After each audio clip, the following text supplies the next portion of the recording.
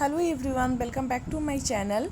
बिहार में टीचर बहाली का रास्ता साफ। 1.25 लाख भर्ती अब जल्द हो सकेगी। दिव्यांगों को 4% आरक्षण और आवेदन के लिए मिलेंगे 15 दिन, जिसमें सबसे पहले जितने भी ब्रेकर थे शिक्षक नियोजन पे वो अब हट चुके हैं। सबसे पहले NIOS का 18 महीने का DLED कोर्स करने वाले नियोजन में शामिल।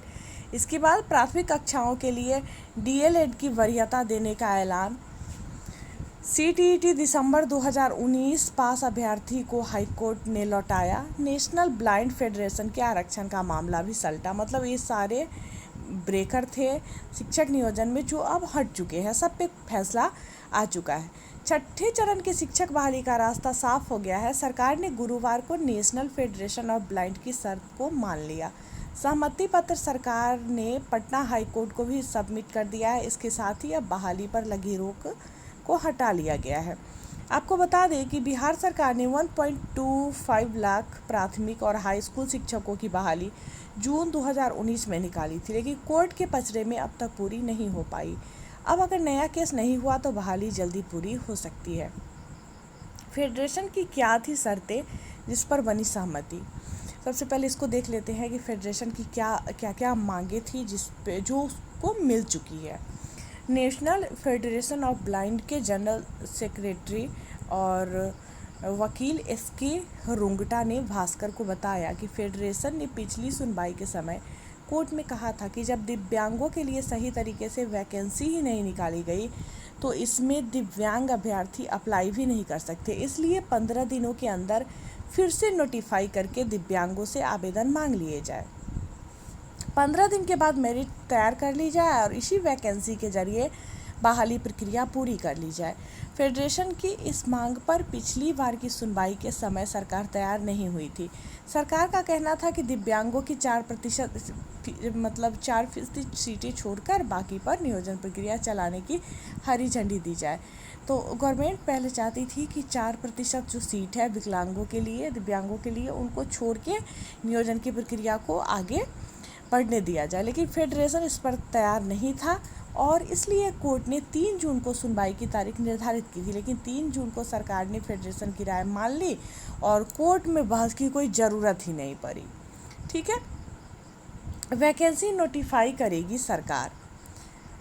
रुंगटा ने बताया कि सरकार की ओर से पत्र में कहा गया है कि जिलेवार और दिव्यांगतावार कहाँ कितनी वैकेंसी है इसे नोटिफाई करेगी। इस नोटिफिकेशन में 15 दिन तक दिव्यांग अप्लाई कर सकते हैं। अब गवर्नमेंट का ये काम है कि जो जिलेवार और दिव्यांगतावार कहाँ कितनी वैकेंसी है इसका नोटिफिकेशन निकाले और फिर 15 दिनों का अतिरिक्त समय इन लोगों को मिलेगा अप्लाई करने के लिए। इसके बाद दिव्यांगों के आवेदन को नियोजन प्रक्रिया में शामिल करते हुए आगे बढ़ाया जाएगा और जितने भी दिव्यांग लोग आवेदन करेंगे उनके आवेदन को नियोजन की प्रक्रिया में शामिल करते हुए उसको आगे बढ़ाया जाएगा। दिव्यांगों के रिजर्वेशन के साथ नियुक्ति की प्रक्रिया जो है वो पूरी कर ली जाएगी। कोर्ट ने बताया कि दिव्यांगों का रिजर्वेशन ठीक से लागू नहीं किया गया है। शिक्षक नियोजन मामले में कोर्ट ने फेडरेशन से पहले ही बताया था कि सरकार ने दिव्यांगों को रिजर्वेशन देने के लिए जो प्रक्रिया अपनाई वह कानून सम्मत नहीं है। सरकार ने बताया था कि यह नहीं कह सकते कि SC ब्लाइंड को रिजर्वेशन देंगे या ST ब्लाइंड या जनरल ब्लाइंड को रिजर्वेशन देंगे। इसलिए सरकार को यह स्पष्ट करना होगा कि कानून सम्मत तरीके से सरकार किस तरह के दिव्यांगों को रिजर्वेशन देगी। तो ठीक है, कोर्ट ने यही दिव्यांग को जो रिजर्वेशन दिया गया था वो ठीक तरीके से नहीं दिया गया था, ठीक तरीके से लागू नहीं था। इसलिए अब सरकार को यह स्पष्ट करना होगा कि कानून सम्मत तरीके से सरकार किस तरह के दिव्यांगों को रिजर्वेशन जो है वो देगी। पहले से इन्हें रिजर्वेशन की जो प्रक्रिया सरकार ने शिक्षक नियोजन में अपना रखी है वह गलत है। फेडरेशन ने यह भी पूछा था कि दिव्यांग को 4 कैटेगरी में बांटना है तो सरकार बताए कि किस जिले में किस तरह रिजर्वेशन रखेगी। फेडरेशन की ओर से कोर्ट में इससे जुड़ा एफिडेविट दिया गया। पिछली सुनवाई के समय इन सब बातों पर गौर करने के बाद हाई कोर्ट ने फैसला सुरक्षित रख लिया था और रोक को भी कायम रखा था। अब जब सरकार ने फेडरेशन की शर्तें पत्र लिखकर मान ली है तो शिक्षक नियोजन पर लगी रोक भी हट गई है। तो गवर्नमेंट ने पत्र लिखकर फेडरेशन की जितनी भी शर्तें थी उस शर्त को मान ली तो फिर शिक्षक नियोजन पे जो स्टे लगी हुई थी वो स्टे हट गई। शिक्षा मंत्री ने जल्द बहाली का किया था वादा। सरकार के रवैये से परेशान शिक्षक अभ्यर्थी ने 24 मई को ट्विटर पर बिहार नीड्स टीचर्स हैशटैग से कैंपेन चलाया। इसमें नेता प्रतिपक्ष तेजस्वी यादव भी शामिल हुए। जब शिक्षा मंत्री विजय कुमार चौधरी ने कहा कि विभाग की ओर से हाईकोर्ट में मेंशनिंग की गई थी, तिथि भी निर्धारित थी, लेकिन दुर्भाग्य से चीफ जस्टिस कोरोना पॉजिटिव हो गए, इसलिए देरी हो गई। हमने न्यायालय से कहा कि आरक्षण के मामले में कोई दिक्कत है तो उनके लिए पद छोड़कर बाकी पर बहाली कर लेते हैं, लेकिन कोर्ट का निर्देश नहीं मिला। कोर्ट आज इजाज़त दे तो हम कल से नियुक्ति प्रक्रिया शुरू कर देंगे। तो इन्होंने ये भी कहा था कोर्ट से कि जो विकलांगों का 4% सीट है उसको छोड़कर बाकी पर नियोजन करने दिया जाए, लेकिन कोर्ट का निर्देश नहीं मिला। इसके बाद यहाँ पे देखिए लेटर का वो लेटर भी किया गया है 2/6/2021 के डेट में। संजय कुमार अपर मुख्य सचिव शिक्षा विभाग सेवा में, श्री ललित किशोर विद्वान महाधिवक्ता बिहार पटना। वही विषय CWJC संख्या 4975/2020 नेशनल फेडरेशन ऑफ ब्लाइंड बनाम राज्य सरकार एवं अन्य एवं संलग्न वाद में दिनांक 3/6/2021 को निर्धारित सुनवाई में सरकार का पक्ष रखने के संबंध में। उपर्युक्त विषय आपसे हुए विमर्श के आलोक में अंकित करना है कि दिव्यांगजनों को शिक्षक के पद पर नियुक्ति हेतु आवेदन देने हेतु 15 दिन का समय अलग से दिए जाने के बिंदु पर विभाग की सहमति निम्नलिखित शर्तों के अधीन संसूचित की जाती है। तो इन्होंने भी कुछ शर्त रखी, मतलब इसको हम लोग देखते हैं। आवेदन जमा करने के पूर्व संबंधित जिला के NIC के वेब पोर्टल पर नियोजन इकाईवार, विषयवार एवं कोटिवार रिक्ति की सूचना पुनः प्रकाशित की जाएगी, जिसमें दिव्यांगजनों के लिए श्रेणीवार उपलब्ध रिक्त पदों की सूचना को स्पष्ट रूप से इंगित होगी। इस आशय का विज्ञापन विभाग की ओर से संबंधितों की जानकारी हेतु समाचार पत्रों में प्रकाशित की जाएगी। दूसरा है विभागीय अधिसूचना संख्या 1142 दिनांक 1/7/2019 के द्वारा जिला परिषद एवं नगर निकाय के अधीन उच्च माध्यमिक विद्यालयों में माध्यमिक एवं उच्च माध्यमिक शिक्षक के पद पर छठे चरण के शिक्षकों के नियोजन हेतु आवेदन पत्र प्राप्त करने के लिए अंतिम तिथि 26/9/2019 थी।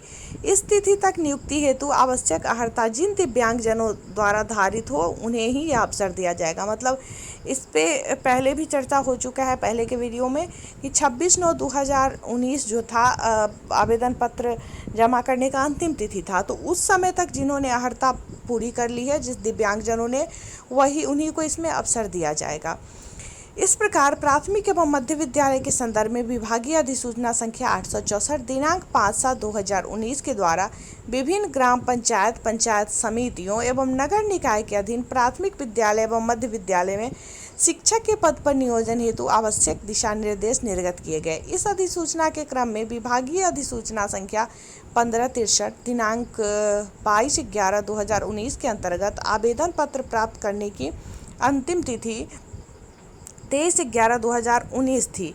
इस तिथि तक नियुक्ति हेतु आवश्यक अर्हता जिन दिव्यांगजनों द्वारा धारित हो उन्हें ही यह अवसर जो है दिया जाएगा। मतलब 23/11/2019 तक यहाँ पे अंतिम तिथि यहाँ पे था छठे चरण के नियोजन हेतु आवेदन पत्र माध्यमिक और उच्च माध्यमिक के लिए, और इधर है इसके लिए प्राथमिक विद्यालय के लिए 23/11/2019 तक। ठीक है, तो वही लोग इसमें आवेदन कर पाएंगे। जो दिव्यांगजन पूर्व से आवेदन दे चुके हैं उन्हें पुनः आवेदन देने की अर्हता नहीं होगी, और जो पहले से आवेदन कर चुके हैं वो फिर से आवेदन नहीं कर सकते हैं। ऐसे आवेदन पर नियोजन इकाई द्वारा विचार नहीं किया जाएगा। साथ ही दिव्यांगजन के लिए चिन्हित 4% रिक्ति के पद के अलावा किसी अन्य कोटि श्रेणी के रिक्ति पर नियोजन हेतु इस अवधि में आवेदन करने की सुविधा नहीं दी जाएगी। ठीक है,